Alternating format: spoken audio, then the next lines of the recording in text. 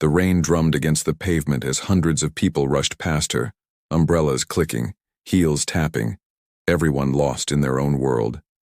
Sarah Martinez sat huddled against the cold brick wall of the subway entrance, her weathered hands clutching a cardboard sign that read, "Homeless veteran, please help." Her clothes were tattered, her hair unkempt, and to most passers-by she was invisible, just another unfortunate soul on the streets of downtown Chicago. But beneath her worn jacket, hidden from view, hung something extraordinary, something that would change everything once the right person noticed it. Something that told a story of courage, sacrifice, and honor that no one could have imagined belonged to the woman they were all ignoring. The rain drummed against the pavement as hundreds of people rushed past her, umbrellas clicking, heels tapping, everyone lost in their own world. Sarah Martinez sat huddled against the cold brick wall of the subway entrance, her weathered hands clutching a cardboard sign that read, "Homeless veteran, please help, please." Her clothes were tattered, her hair unkempt, and to most passers-by she was invisible, just another unfortunate soul on the streets of downtown Chicago.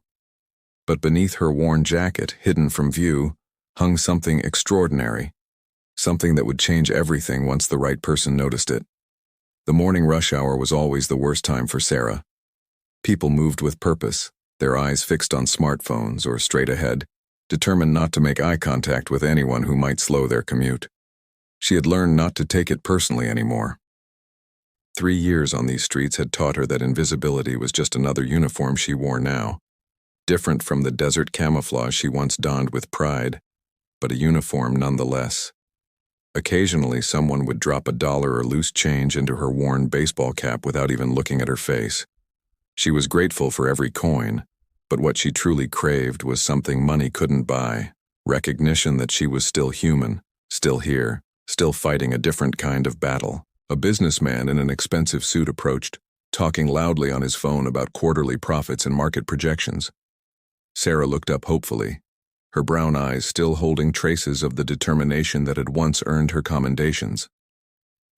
The man glanced down for a split second, his gaze falling on her sign, but his expression remained unchanged as he continued his conversation and walked past.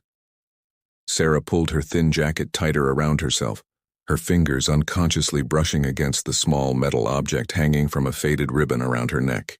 She kept it hidden always, tucked beneath layers of worn clothing. It was all she had left of who she used to be, and somehow, showing it felt like admitting defeat, like trading her past for pity. The subway entrance provided some shelter from the October wind, but the constant flow of commuters meant Sarah was perpetually in motion, shifting to avoid blocking foot traffic while trying to remain visible enough for potential donors. She had claimed this spot 6 months ago after another homeless veteran, an old Marine named Frank, had passed away in his sleep. Frank had taught her the unwritten rules of street survival. Find a spot with steady foot traffic but minimal police presence. Never stay in one place too long.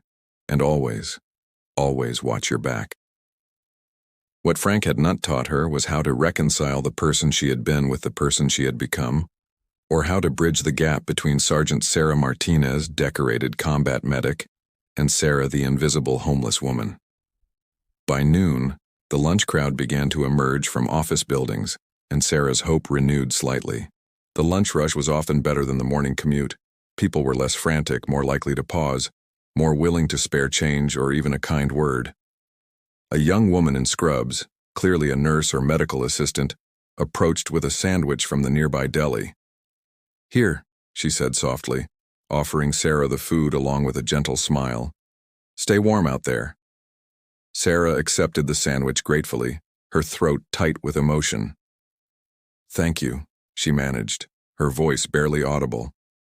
The nurse nodded and continued on her way, and Sarah watched her go, remembering a time when she too had worn medical attire, when she had been the one helping others, saving lives, making a difference.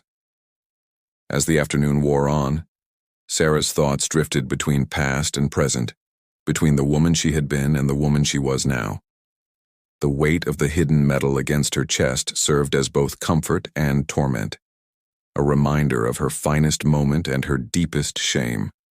She had earned that medal through actions that had saved 8 lives during a Taliban ambush outside Kandahar, 8 American soldiers went home to their families because of what she had done that day. But the same trauma that had made her a hero had also destroyed everything she held dear, leading her to this sidewalk, this invisibility, this daily struggle for survival. The irony was not lost on her that she had once been willing to die for strangers in a foreign land, yet now those same types of people, Americans, her fellow citizens, walked past her as if she didn't exist. The evening commute brought a different energy to the streets. People were tired, eager to get home, less patient with obstacles in their path. Sarah had learned to make herself smaller during these hours, to avoid the angry glares and muttered complaints about cleaning up the streets. As darkness began to fall over Chicago, she counted the day's earnings, $17.38, plus the sandwich and a bottle of water someone had left beside her without saying a word. It wasn't much, but it was enough for a hot meal at the shelter and maybe a cup of coffee to warm her hands. She carefully folded her cardboard sign and prepared to find a safe place to spend the night, unaware that tomorrow would bring an encounter that would change everything, an encounter with someone who would see past her current circumstances and recognize the hero she had always been, medal or no medal.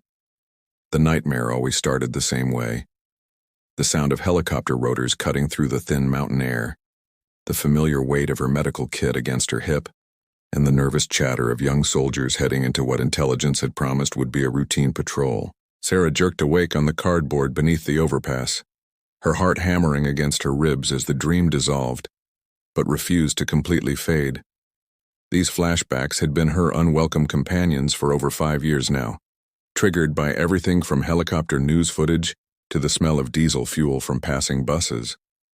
She sat up slowly, her joints protesting against the cold October morning, and instinctively reached for the metal hidden beneath her layers of clothing. September 15, 2018. The date was burned into Sarah's memory like a brand, marking the day that had forever changed the trajectory of her life. She had been a staff sergeant then, a combat medic with the 82nd Airborne Division, stationed at Forward Operating Base Chapman in eastern Afghanistan. At 28 years old, she was already a veteran of 2 previous deployments, respected by her peers for her steady hands and quick thinking under pressure. That morning, she had been assigned to accompany a convoy delivering supplies to a remote outpost near the Pakistani border, a routine mission that should have been completed without incident. But in Afghanistan, Sarah had learned, routine was a luxury that rarely survived first contact with reality. The convoy had consisted of 4 heavily armored vehicles carrying 12 soldiers plus essential supplies for troops who had been cut off by bad weather for nearly a week. Sarah rode in the 3rd vehicle, her medical equipment carefully secured and her mind focused on the beautiful landscape rolling past their windows. Despite the danger inherent in their mission, she had always found Afghanistan's mountains breathtaking, ancient and eternal, seemingly untouched by the conflicts that raged in their valleys. The soldiers around her were young, most barely out of high school, and she often found herself in the role of big sister, offering encouragement and sharing stories from home to keep their spirits up during long, tense patrols like this one. The attack came without warning, just as their convoy crested a small hill 15 kilometers from their destination. The first explosion lifted the lead vehicle completely off the ground, the improvised explosive device hidden beneath the road surface, tearing through armor like paper. Before Sarah could fully process what was happening, automatic weapons fire erupted from concealed positions on both sides of the narrow mountain road. The Taliban fighters had chosen their ambush site perfectly. High ground, clear fields of fire, and limited escape routes for their targets. Sarah's training kicked in immediately as her driver yanked the steering wheel hard right, trying to find cover behind a cluster of rocks, while bullets shattered their windshield and ricocheted off their armor plating. "Medic, we need a medic up here." The desperate call crackled through her radio as Sarah grabbed her kit and prepared to exit the relative safety of her vehicle. Through the chaos of gunfire and shouting, she could see that the lead vehicle was completely destroyed, its occupants either dead or critically wounded. The second vehicle had managed to find partial cover, but she could see movement inside that suggested injured personnel. Without hesitation, Sarah sprinted across 40 meters of open ground under heavy enemy fire, her medical training overriding every survival instinct screaming at her to stay put. Bullets kicked up dust around her feet and whined off nearby rocks, but her focus remained absolutely clear, Soldiers were wounded and needed her help immediately. The scene inside the second vehicle was worse than she had imagined. 3 soldiers were seriously wounded, including Private First Class Johnson, barely 19 years old, who had taken shrapnel to his abdomen and was losing blood rapidly. While enemy fire continued to rake their position, Sarah worked with steady hands to stop the bleeding and stabilize the most critically injured. "You're going to be okay, Johnson," she told the terrified young soldier as she applied pressure bandages and started an IV line. "I've got you, and we're all going home today." For the next 20 minutes as the firefight raged around them, Sarah moved between vehicles under direct enemy fire, treating wounded soldiers and coordinating their evacuation. She had no way of knowing that a military photographer, embedded with another unit responding to their distress call, was documenting her actions with a camera that would later provide evidence for her Medal of Honor recommendation. The turning point came when Sarah realized that 2 soldiers from the destroyed lead vehicle were still alive, but trapped beneath twisted metal and unable to reach cover. Enemy fire was intensifying as Taliban reinforcements arrived, and the situation was becoming increasingly desperate. Without waiting for orders or backup, Sarah grabbed additional medical supplies and sprinted toward the burning wreckage, diving and rolling to avoid the concentrated fire now directed at her position. What she did next would be described in her citation as conspicuous gallantry and intrepidity at the risk of her life above and beyond the call of duty. Working under direct enemy observation and continuous fire, she extracted both wounded soldiers from the wreckage, treated their injuries, and dragged them one by one to safety behind adequate cover. By the time helicopter gunships arrived to drive off the attackers, Sarah had saved 8 lives through actions that military leadership would later describe as nothing short of miraculous. But as she sat now on cold cardboard beneath a Chicago overpass, all she could remember was the weight of responsibility, the faces of young soldiers depending on her, and the moment she realized that being a hero came with a price she was still learning to pay. The Medal of Honor ceremony had taken place on a perfect spring day in Washington, D.C., with cherry blossoms blooming around the White House and Sarah's family beaming with pride from the audience. She had stood at attention in her dress uniform, feeling the weight of the nation's highest military decoration as it was placed around her neck by the president himself. The citation was read aloud, describing her actions in clinical military language that somehow failed to capture the raw terror and split-second decisions that had defined those 27 minutes in Afghanistan. For conspicuous gallantry and intrepidity at the risk of her life above and beyond the call of duty, the words echoed in the formal ceremony room, but Sarah's mind was already elsewhere, already struggling with the disconnect between the hero they were honoring and the broken person she felt herself becoming. The problems had started almost immediately after her return from deployment. What military doctors initially dismissed as normal readjustment issues quickly revealed themselves as severe post-traumatic stress disorder, complicated by survivors' guilt and a growing dependence on alcohol to quiet the nightmares that plagued her sleep. Sarah found herself unable to relate to civilian life, unable to explain to friends and family why grocery stores felt like minefields, or why the sound of helicopters sent her diving for cover. Her marriage to David, a relationship that had survived 2 previous deployments, began to crumble under the weight of her invisible wounds. "You're not the same person who left," he told her during one of their final arguments, and Sarah knew he was right, even though hearing it felt like another kind of shrapnel piercing her heart. The military had offered counseling and treatment programs, but Sarah struggled to accept help for problems she felt she should be able to handle on her own. She had saved 8 lives under enemy fire, earned the nation's highest military honor, and been celebrated as a hero. How could she admit that she couldn't handle peacetime life? The disconnect between her public image and private struggles created a crushing sense of isolation. At Medal of Honor events and military ceremonies, she wore her decoration with appropriate pride, but inside she felt like a fraud, knowing that the same experiences that had made her a hero were slowly destroying everything she cared about. The medal became both her greatest achievement and her heaviest burden, a constant reminder of who she was supposed to be versus who she actually was. Her drinking escalated as her marriage deteriorated, and Sarah found herself using alcohol as the only reliable method to silence the voices in her head. The voices of wounded soldiers calling for help, The echoes of enemy gunfire and the constant replay of moments when split-second decisions had meant the difference between life and death. She began missing work at the Veterans Affairs Hospital where she had been employed as a nursing supervisor, calling in sick more frequently as hangovers became indistinguishable from the chronic headaches and anxiety that plagued her daily existence. Her supervisor, a kind woman who understood military trauma, tried to work with Sarah's schedule and encourage her to seek treatment. But Sarah's pride prevented her from admitting the depth of her struggles to colleagues who looked up to her as a decorated hero. The final collapse came on a rainy Tuesday evening when David found her unconscious on their kitchen floor, surrounded by empty bottles and prescription medication she had been hoarding for weeks. The suicide attempt wasn't really about wanting to die, Sarah would later realize, but about wanting the constant noise in her head to finally stop. She had reached a point where the pain of existing felt greater than her fear of not existing, where the weight of being a hero felt heavier than any equipment she had carried in Afghanistan. David stayed with her through the hospitalization and initial treatment, but the trust between them had been shattered beyond repair.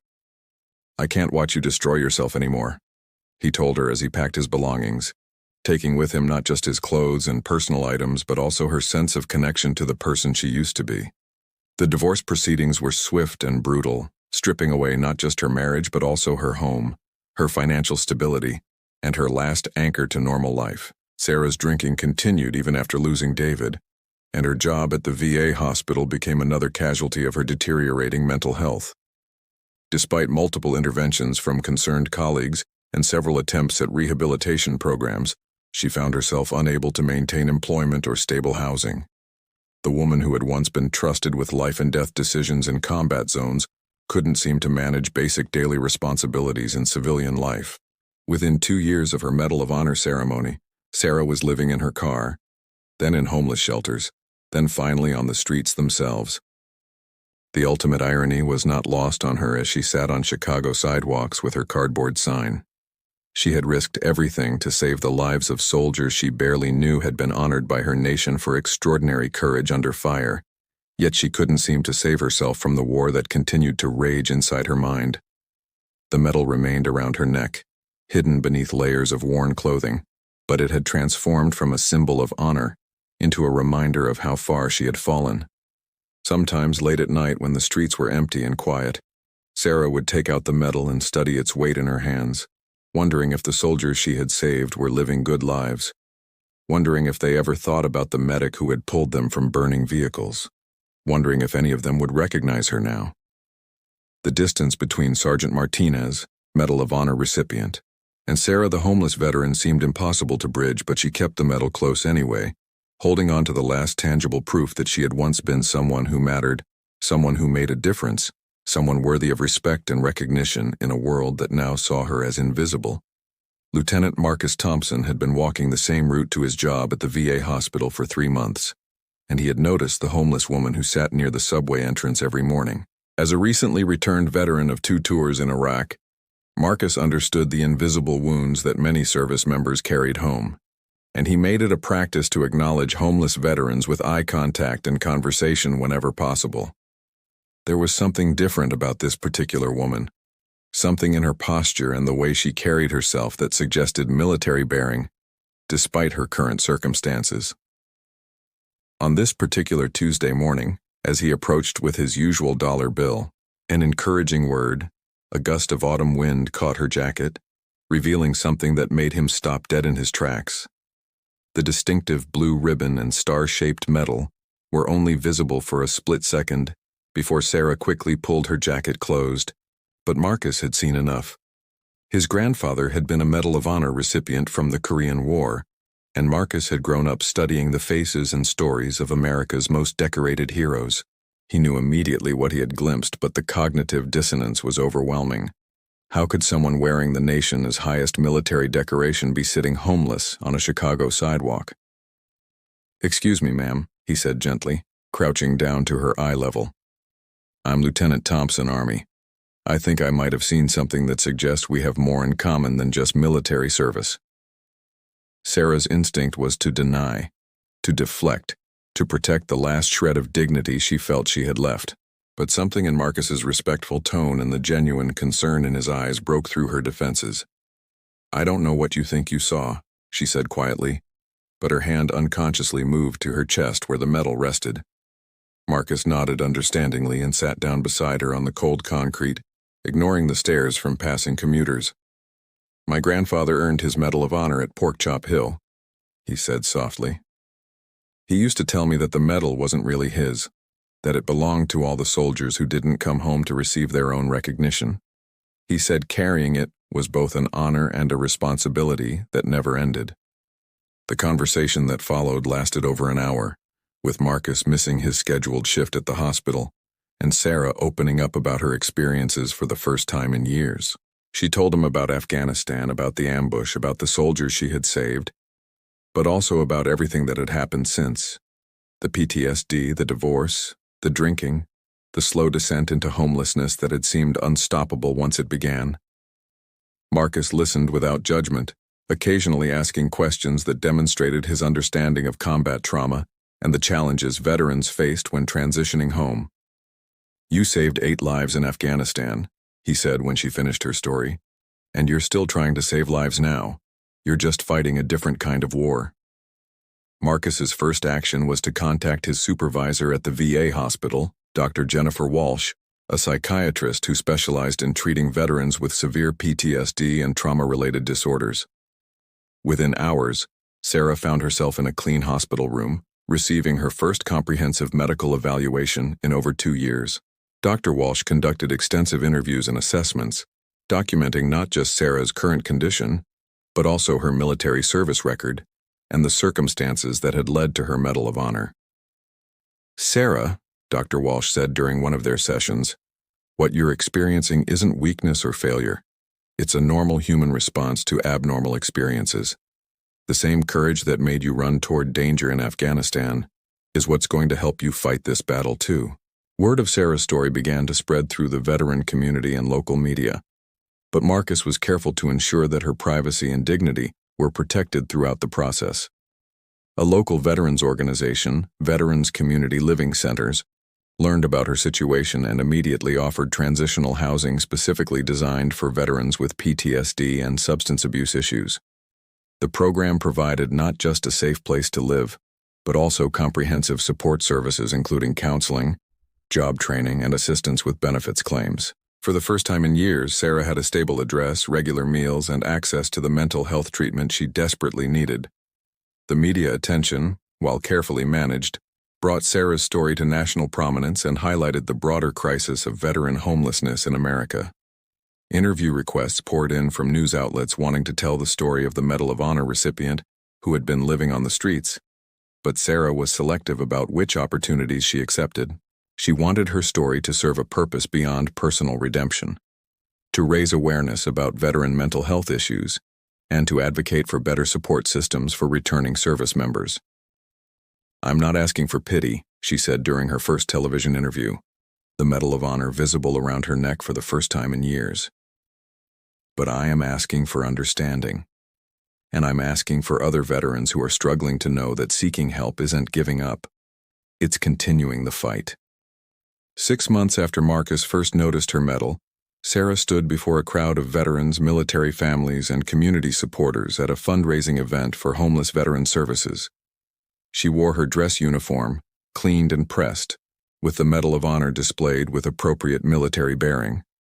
But more importantly, she wore something else she hadn't possessed in years: hope. "The medal around my neck represents a moment when I was able to save lives under extraordinary circumstances," she told the audience, her voice strong and clear. "But what I've learned is that heroism isn't just about split-second decisions in combat zones. Sometimes it's about the daily choice to keep fighting when the war follows you home. Sometimes it's about letting others help you when you've spent your whole career helping everyone else." Sarah had accepted a position as a peer counselor with the VA's Homeless Veterans Program, using her experience with both military service and homelessness to help other veterans navigate their own struggles. The irony wasn't lost on her that she was once again saving lives, just in a different way than she had in Afghanistan. Marcus, who had become not just her advocate but a close friend, often reminded her that recognition hadn't changed who she was. It had simply allowed others to see what had always been there. "You were never invisible," he told her during one of their regular coffee meetings. "You were just wearing a different uniform." The hero was always there, fighting a different kind of battle. As Sarah looked toward her future, she understood that her journey from decorated soldier to homeless veteran to advocate and counselor wasn't really about falling and rising again. It was about learning that service and sacrifice take many forms, and that sometimes the greatest courage required is simply asking for help and allowing others to see your struggles as well as your strengths. Sarah Martinez's story reminds us that heroism comes in many forms, and that the battles our veterans fight don't always end when they come home. Behind every homeless veteran on our streets is a human being with a story, with service, with sacrifice that deserves our recognition and respect. Sarah's Medal of Honor was never really about the medal and ribbon. It was about the moment when one person chose to risk everything for others, and that same spirit of service continues today in her work, helping fellow veterans find their way home. The next time you see a veteran in need, remember Sarah's story. Remember that behind weathered faces and worn clothes might be heroes whose finest moments were spent saving others. A simple acknowledgement, a moment of recognition, a willingness to see the person rather than the circumstances, can change everything. Because sometimes the greatest honor we can give our veterans isn't a medal or a ceremony. It's the recognition that they are still fighting, still serving, still worthy of our respect and support. If Sarah's story has moved you, please consider supporting local veteran organizations, homeless shelters, and mental health programs in your community. And if you or someone you know is a veteran struggling with similar challenges, remember that seeking help is not a sign of weakness. It's a continuation of the courage that made you a hero in the first place. Subscribe to our channel for more stories of hidden heroes walking among us, and remember that recognition, respect, and simple human compassion can transform lives in ways we never imagine.